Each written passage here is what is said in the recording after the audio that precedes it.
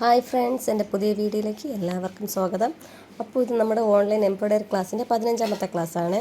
ഇന്നത്തെ ക്ലാസ്സിൽ നമ്മൾ പഠിക്കാൻ പോകുന്നത് വീഡ് സ്റ്റിച്ചാണ്. ഇത് പിക്ചറൊക്കെ ഡിസൈൻ ചെയ്യാൻ ബുദ്ധിമുട്ടാണെങ്കിലും ബോർഡർ ഡിസൈൻ ചെയ്യാൻ എളുപ്പമാണ്. നല്ല ഡിസൈനിൽ നമുക്ക് ബോർഡറൊക്കെ ചെയ്യാൻ പറ്റും. സ്റ്റോൺ വർക്കൊക്കെ ചെയ്ത് വെച്ച് നമുക്കത് നല്ല ഡിസൈൻ ചെയ്യാൻ പറ്റും. അപ്പോൾ ഇതെങ്ങനെയാണെന്ന് വെച്ചാൽ, ആദ്യം ഒരേ അളവിലുള്ള 3 ലൈൻ വരയ്ക്കുക. 3 ലൈനിൻ്റെ ഡിസ്റ്റൻസ് ഈക്വൽ ആയിരിക്കണേ. അപ്പോൾ ഇതുപോലെ ഒരു 3 ലൈൻ വരയ്ക്കുക.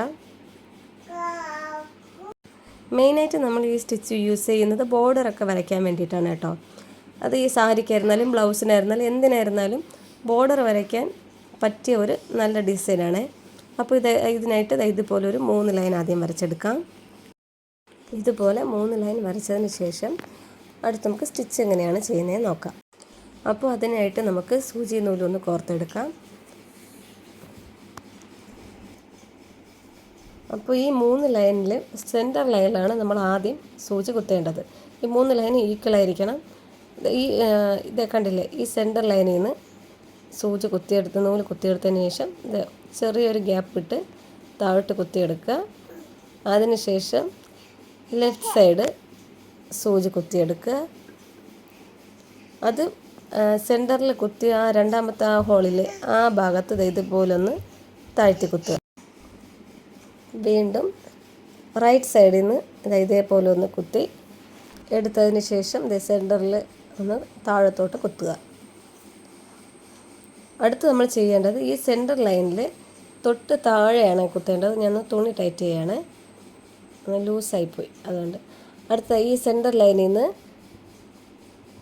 ഒന്നുകൂടെ ടൈറ്റ് ചെയ്തിട്ട് ഈ സെൻറ്റർ ലൈനിൽ നിന്ന് ചെറിയ ഗ്യാപ്പ് ഇട്ട് മുകളിലോട്ട് കുത്തിയെടുക്കുക. കണ്ടില്ലേ, ഇങ്ങനെ മുകളിലോട്ടൊന്ന് കുത്തിയെടുത്തതിന് ശേഷം ആ 3 സ്റ്റിച്ചിൻ്റെ അകത്തൂടെ ഇതേപോലെ ഇതെങ്ങനെ ഒന്ന് എടുത്ത് ഇപ്പോൾ കുത്തിയ ആ ഹോളിൽ തന്നെ വീണ്ടും താഴത്തോട്ട് കുത്തുക. അപ്പോൾ അത് ഇങ്ങനെ കിട്ടും. കണ്ടില്ലേ, അടുത്ത സ്റ്റിച്ച് ചെയ്യുമ്പോഴത്തേക്ക് ഇതിന് നേർക്ക് ഇവിടെ ഇങ്ങനെയാണ് കുത്തിയെടുക്കേണ്ടത്. ആദ്യത്തെ സ്റ്റിച്ച് എൻഡിൻ്റെ ആ ഭാഗത്ത് ലെഫ്റ്റ് സൈഡിൽ ഇങ്ങനെ ഒന്ന് കുത്തിയെടുക്കുക. അതിനുശേഷം ലാസ്റ്റ് കുത്തിയില്ലത് ഈ ഭാഗത്ത് തന്നെ കുത്തുക. ശ്രദ്ധിച്ചോളണേ. വീണ്ടും റൈറ്റ് സൈഡിൽ അതിന് നേർക്കൊന്ന് കുത്തിയെടുത്തതിന് ശേഷം ഇവിടെ ഈ ഹോളിലൊന്ന് ഇതുപോലെ ഒന്ന് താഴ്ത്തി കുത്തുക. വീണ്ടും ചെറിയൊരു ഗ്യാപ്പിട്ട് സെൻറ്ററിൽ ചെറിയൊരു ഗ്യാപ്പിട്ട് സൂചി മുകളിലോട്ട് കുത്തിയതിന് ശേഷം ആ 3 ഗ്യാപ്പിൻ്റെ ഇടയിൽ കൂടെ ഇതുപോലെ ഒന്ന് സൂചി കടത്തി വിടുക.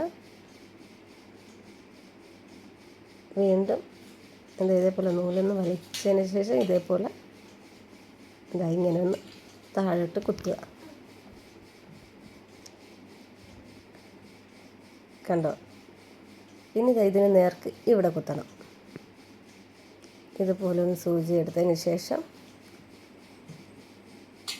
ഈ ഹോളിൽ കൂടെ അകത്തോട്ടെടുത്ത് വീണ്ടും റൈറ്റ് സൈഡ് ഇതേപോലെ ഒന്ന് കുത്തുക. ഇവിടെ ഒന്ന് കുത്തുക. വീണ്ടും ഒരു ഗ്യാപ്പിട്ട് മുകളിലോട്ട് സൂചി എടുത്ത് ആ എല്ലാ ഹോളിൻ്റെയും ഇടയിൽ കൂടെ നൂലിൻ്റെയും ഇടയിലൂടെ ഇങ്ങനെ എടുക്കണം.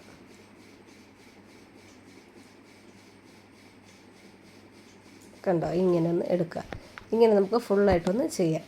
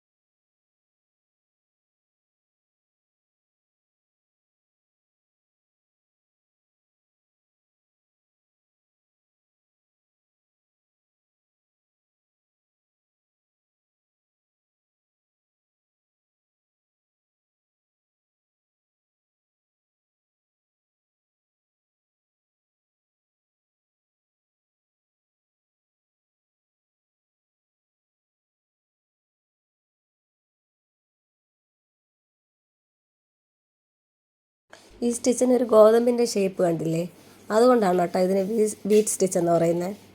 പിന്നെ ഒരു ചെതുമ്പുരാൻ ലുക്കൊക്കെ ഉണ്ടെങ്കിൽ ഇത് ആക്ച്വലി ബീഡ് സ്റ്റിച്ചാണ്. ഇതിന് ബീഡ് സ്റ്റിച്ച് എന്നാണ് പേര് പറയുന്നത്. അപ്പോൾ ഇതേപോലെ നിങ്ങളൊന്ന് ചെയ്ത് നോക്കുക. കണ്ടില്ലേ, നല്ല ഭംഗിയായിട്ട് കിട്ടിയിട്ടുണ്ട്. ഇടയിൽ ഈ ഒരു ഹോൾ പോലെ ഗ്യാപ്പ് പോലെയൊക്കെ വന്നിട്ടുണ്ട്. അപ്പോൾ ഇതേപോലെ നിങ്ങളൊന്ന് ഡിസൈൻ ചെയ്ത് നോക്കുക. അപ്പോൾ നമുക്കിതിലൊരു പിക്ചർ ചെയ്യുന്നത് എങ്ങനെയാണെന്ന് നോക്കാം. അപ്പോൾ അതിന് ഞാൻ എടുത്തിരിക്കുന്ന പിക്ചർ ഈ പിക്ചറാണ്. അപ്പോൾ ഈ ബീഡ് സ്റ്റിച്ചിന് 3 ലൈൻ വരച്ചിട്ട് ചെയ്യുന്നത് കൊണ്ട് എല്ലാ പിക്ചറിലും എല്ലാ ഷേപ്പിലും 3 ലൈൻ വരയ്ക്കേണ്ടതുണ്ട്. കണ്ടില്ലേ, ഇതുപോലെ 3 ലൈൻ വെച്ച്, കണ്ടോ, ഇതുപോലെ 3 ലൈൻ വെച്ച് നമ്മൾ എല്ലാത്തിലും വരയ്ക്കണം. കണ്ടില്ലേ. അപ്പോൾ ഇത് ഞാനൊരു റഫായിട്ടൊന്ന് വരച്ചിരിക്കുകയാണ്. ഇതേപോലെ ഒന്ന് ക്ലോത്തിലും വരച്ചതിന് ശേഷം നമുക്കിതെങ്ങനെയാണ് സ്റ്റിച്ച് ചെയ്യുന്നത് നോക്കാം. അപ്പോൾ ഇതേപോലെയാണ് നമുക്ക് കിട്ടിയിട്ടുള്ളത്. കണ്ടില്ലേ, നല്ല ഭംഗിയായിട്ട് വീട്ടിൽ നമുക്കൊരു പിക്ചർ ചെയ്തെടുക്കാൻ പറ്റി. പക്ഷേ ഇതൊരു ചെയ്യാൻ കുറച്ച് ടഫാണ്. കാരണം ഈ 3 ലൈൻ വരണം, ഓരോ ലൈനിനും 3 ലൈൻ വെച്ച് വരണം. കണ്ടോ, തണ്ടിനായിരുന്നാലും ഫ്രൂട്ടിനായിരുന്നാലും 3 ലൈൻ വെച്ച് വരണം. അപ്പോൾ അങ്ങനെ ചെയ്യുമ്പോൾ കുറച്ച് ബുദ്ധിമുട്ടാണ്, എങ്കിലും നമുക്ക് ട്രൈ ചെയ്താൽ കറക്റ്റ് ബെസ്റ്റ് റിസൾട്ട് കിട്ടും.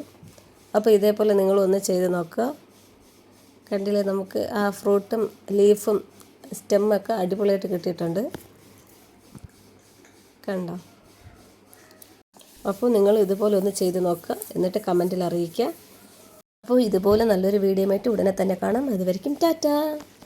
അയ്യോ, മെയിനായിട്ടുള്ളൊരു കാര്യം വിട്ടുപോയി. എൻ്റെ വീഡിയോ ആദ്യമായിട്ട് കാണുന്നവരാണെങ്കിൽ ഉറപ്പായിട്ട് ലൈക്ക് ചെയ്യുക, ഷെയർ ചെയ്യുക, സബ്സ്ക്രൈബ് ചെയ്യുക, പിന്നെ കമൻറ്റ് കൂടെ ചെയ്തേക്കണേ.